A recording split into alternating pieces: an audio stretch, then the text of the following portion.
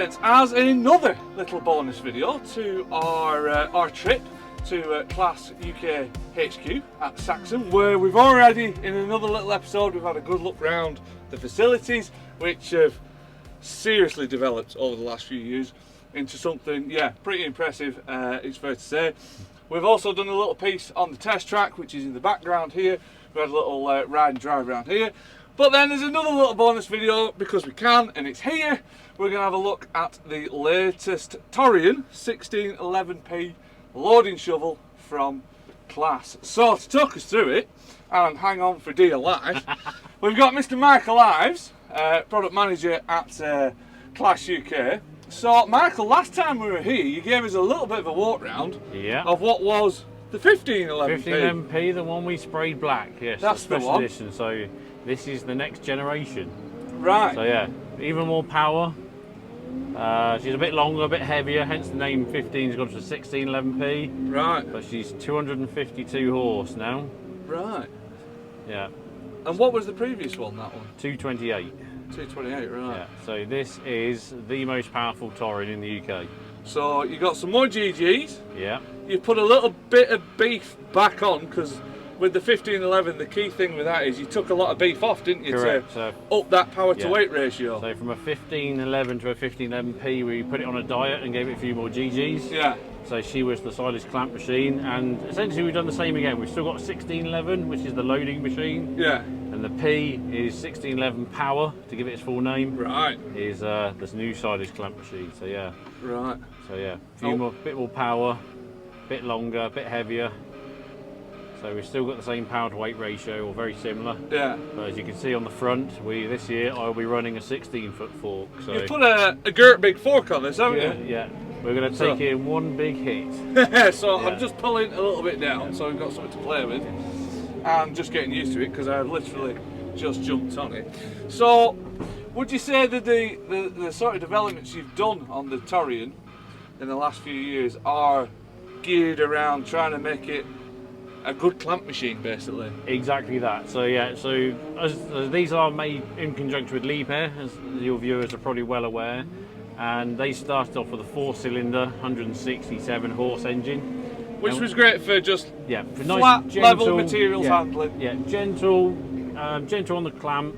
Still could push, no doubt about that. But yeah, people wanted power, speed up and down the clamp. So yeah, the 1511 then gained an 6-cylinder, 188 horse, and then we gained the P version where it went on the diet, 228 horse, and now we're at 252 horse. So yeah, so there's some little developments, some changes. You can see on the boom, it's now a Z bar, right? But it's an optimized Z bar, as it's called. So the Z in the middle, the actual knuckle, for want of a better word, is longer. So you've still got great tear out force. But I was going to say, what's your advantages with Z boom over a parallel sort of linkage style? Z is the out and out flicking machine. The P, the parallel machine with the twin rams, was the loading machine. Yeah. But it was steady with the flick. Right. People who drove we don't want a steady flick, do we? It depends if people want to just bulldoze it. Yeah. Absolutely fine. But people who wanted to go and like shake it and have the wheels bouncing, no, couldn't do it. So now this is the best of both worlds in one. So we've got a much bigger crowd ram, huge tear out force. It's over double the tear out force by the last one. Really? Yeah, it's huge ram at the front end. That knuckle at the front end really accelerates it, like the geometry's going through it. Yeah. But yeah, you'll also see in a minute when you have a little bit of a play. She's got good flick, but also, we've got a good bucket holding ability. So that was the downfall. A Z bar, just in its nature, as you lift up, it crowds over. That's right. Yeah. So this one, it will do it. I'll actually show you in a minute. There's a little bit of a party trick this machine's got. So if you lifted it up, she'll crowd over, but you can also switch it on so it has parallel lift as well. So what this sort of simulated, it's very much like maize, this shredded tyres, isn't it? It falls through the forks, doesn't That's exactly what we wanted. It means we can use it all year round, plus it flows through the tines like a maize, and also we can put the buckets into it so we can rehandle it if we want to. Plus, yeah, it's all year round. It doesn't matter if it's wet, dry or otherwise. So, yeah, this is our 400 odd tonne of maize. You got 400 tonne of this stuff in here? Thereabouts, yeah. Right. It's just I suppose you could say, compared to like torque converter machines, you've just got to sort of rewire your brain a little bit, haven't you? Yeah. You know, it's Yeah. it's not all raw. It's gentle. Yeah, you can give it the absolute beans if you want to, and you can sit there burning diesel. But yeah, there's no real need to. Well, that's it, because you know, on the foot throttle now, I'm not to the boards. Yeah. You know, we're just gently climbing up this clamp like this. Yeah. I know that is going to completely change when we get this in some grass later on in the year, which I hope we're going to do. Absolutely. Which is the plan. But in this sort of environment where we're just having a little play, it's relaxed, isn't it? It is, yeah. You can drive it one pedal mode if you wanted to, but you've also got the left pedal to feather the drive if you want to. Yeah. So that's a bit of a inching pedal / brake pedal. Just like the Scorpion, yeah. First little bit will dump your drive if you wanted to give it a bit extra hydraulic power, for example. Yeah. But then if you press it harder, she puts the brakes on. Right. And have you got many of these out there now in UK and Ireland? These. So your mid-range, so like the P versions, yeah, I think we've got 6 or 8 of them, and then mid-range altogether, I want to say we've got about 20 odd.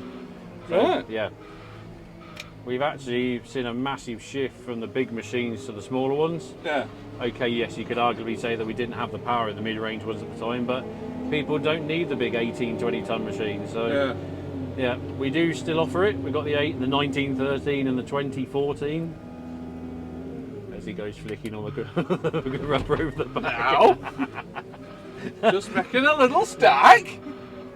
So yeah, we still do offer the big ones. People really wanted to have the big machines. Yeah. But yeah, this is where we see most people are going to this sort of size machine. This is the one they want. Yeah. So this is the largest of the mid-range, as we call it. Right. And this will keep up with the Jag 990, will it? That is the plan. That is the plan, Stan. People want more and more power, more and more throughput from the forages, and so yeah, this is why I went for the 16-foot fork. So I did have the option of 14-footer. No, so this is the I one. thought, no, we're going to prove that we've got the ability. Plus we've got the lift capacity, so why not? Yeah. Yeah, lift capacity is no issue at all when you're on the side of this clamp. So 16 foot, take up a trailer at a go. Look at that, eh? All just calm and sedate. Okay, we've not really pushed anything hard yet, but when you go back and forward, if you look at the screen, I actually reset the clocks when we jumped on. Right. And you'll see the fuel usage, and to be fair, we've not really climbed anything steep as yet, but no. You'll see, yeah, she's using 6 litres an hour.